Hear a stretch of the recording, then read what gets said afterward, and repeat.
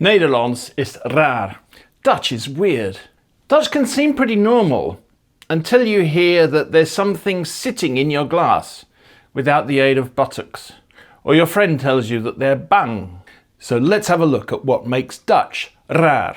One of the first things that struck me about Dutch is it doesn't just tell you where things are, it tells you what pose they've adopted. So, zit koffie in mijn kopje. There sits coffee in my cup. It's not that Dutch people think that coffee has buttocks and can literally sit down. Zitten is used when something is kind of contained, where it fits perfectly in something. So things can zitten, staan, liggen or hangen. A key sits in a lock. De sleutel zit in het slot. A bottle stands on a table. De fles staat op tafel. Het boek ligt op tafel. Or it could also stand. Het boek staat op de plank. And a coat hangs on a coat rack. Mijn jas hangt aan de kapstop. And things can change their posture. Het bord staat in de kast if it's standing vertically, but het ligt op tafel if it's on the table. It's the same plate, it's just changed its posture. And you may have noticed that Dutch says op tafel for on the table instead of op de tafel. And it's one of those fixed expressions, like in English we don't say in the bed, we say in bed. At school instead of at the school. Or, unless you're American, in hospital instead of in the hospital. To British ears, he's in the hospital makes it sound like he's on some small island where there's only one hospital. There are some fun little words. Bang I've already mentioned, which means afraid. Bang. Oorlog is one of my favourite words, which means war, but it always makes it sound like it means warlock. Poop means poo, which used to be a kiddie word in British English, but I actually saw it on a National Health Service website the other day. There's a fantastic word, poepgoed, which means poop good. We should start using that. I think that one deserves to travel. And then there's something that's spelt boom, but is pronounced boom, and is Dutch for tree, the letter G. In northern parts of the Netherlands, this is pronounced ge or ge. So you get words like gaan, goed, dag, graag gedaan, which is the wonderful way of saying you're welcome when someone thanks you. In the north, that sound has merged with the sound represented by ch, ge, which is also ge. Geert gaat graggromend door de grauwe gracht. Chagrijnig en toch gejaagd. Het grachtenwater glanst en Geert's lach schiet schoor door de nacht. A sound that's quite rare is when you get S followed by that g sound, so often spelt SCH. And there's the famous Scheveningse scheepsbeschuit, which is some kind of ship's biscuit from Scheveningen. The word for to write, schrijven, can be quite difficult to say. Dutch spelling is pretty regular after a series of spelling reforms, but there might still be some decisions underlying it that speakers of other languages might find odd. The letter U represents the sound U, like in French. And like in French, Dutch faces the dilemma of if you've used U to say U, what are you going to use to represent the sound OO? Well, French uses OU for that, whereas Dutch has chosen to use OE. And that's where you get some of those weird spellings in old names in Indonesian, for example. The digraph I plus J used to be considered a letter in its own right, and it's called lange A, long A. There's a short A, spelt EI, but actually they're both the same length these days, and they make the same sound in most of the Netherlandosphere. So eis, demand, and ace, ice, are homophones. So are pale and pale, may and may. The double vowels represent long vowels, but you'll notice there's no double I. IE takes the place of that, as in bier.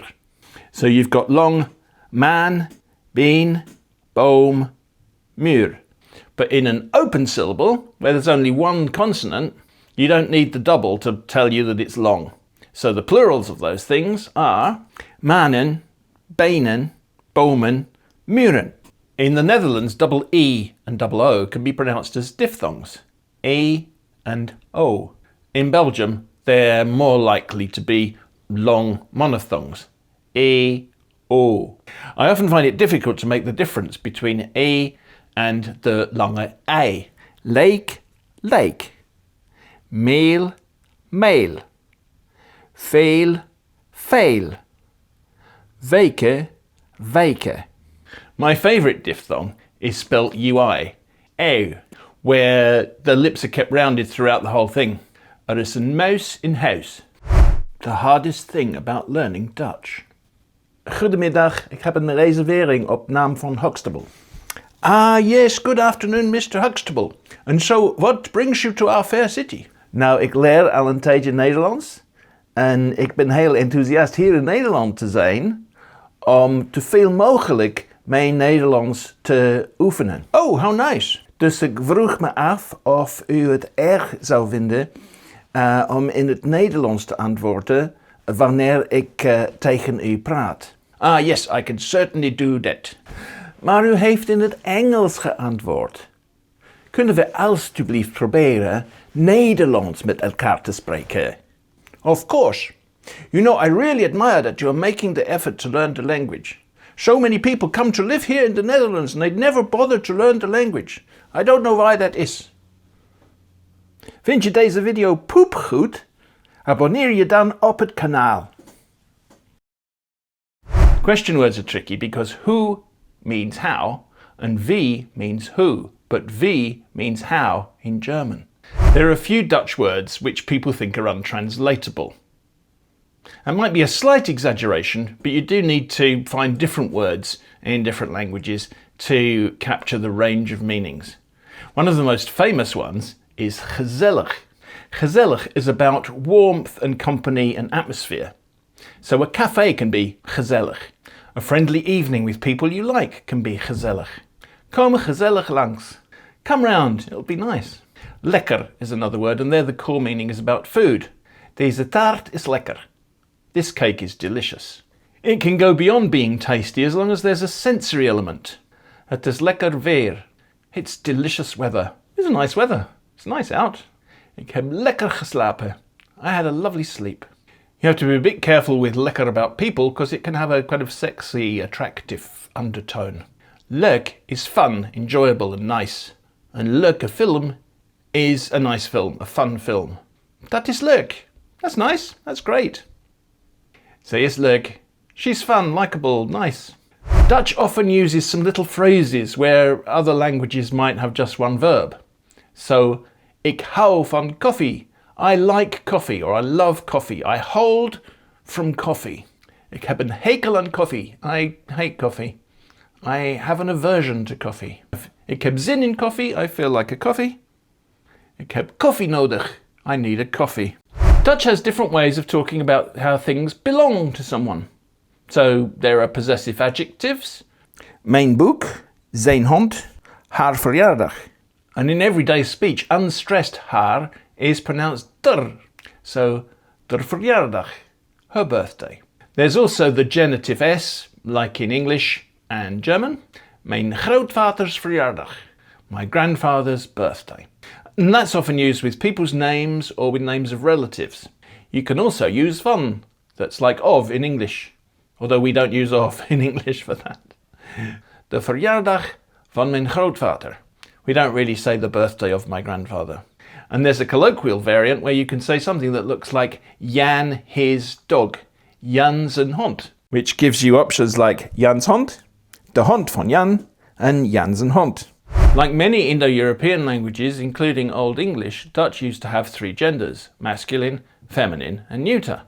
But during the course of the language, the masculine and feminine merged. So these days, in standard Dutch and in most dialects, you get de, which is the definite article for the common gender, and het, which is used for neuter nouns. So basically, as a learner, you just have to remember which words are het words. Like its German cousin, Dutch likes to pile words up at the end of subordinate clauses, but it piles them up in a different order. Ik weet dat Jan-Marie zegt zwemmen. Ik denk dat zij het heeft kunnen doen. Dutch can also split words apart that aren't normally splittable in related languages to make them fit into its word order rules. So, ik luister naar het nieuws is I listen to the news. Ik luister ernaar, I listen to it. Or actually, I listen thereto, which is a very archaic expression in English, but it's an everyday term in Dutch. We once went to the Kennedy Space Center, and our tour guide was absolutely in love with that formulation in English. So he would say things like, that is the crawler, and the rocket is transported to the launch site thereupon.